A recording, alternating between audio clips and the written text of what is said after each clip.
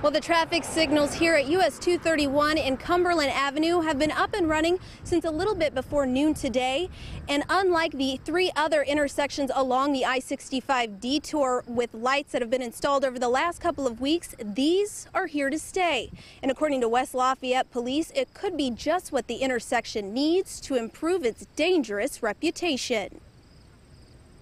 It was a roll of the dice of trying to get across 4 lanes of traffic, sometimes 2 at a time, sometimes all 4 of them at one time. That's how West Lafayette Police Deputy Chief Chris LaRue describes the intersection of US 231 and Cumberland Avenue in West Lafayette. And LaRue has the statistics to prove it. Since the intersection was opened in April of 2014, LaRue says there have been 19 crashes, including 12 with injury and 1 fatality.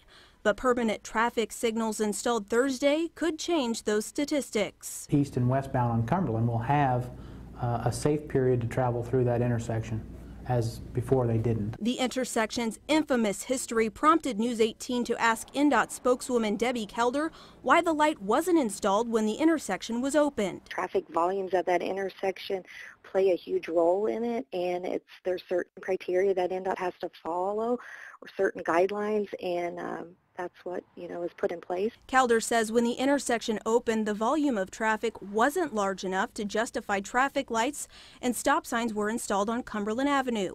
But LaRue says in just under a year and a half, the intersection has become a heavily traveled shortcut for drivers. I just think that Cumberland Avenue got more traffic than was anticipated, was modeled, and that when they did the second study, they realized how much more traffic was actually using it. After 2 traffic studies, INDOT had the data needed to prove the $200,000 traffic signal installation would benefit the intersection.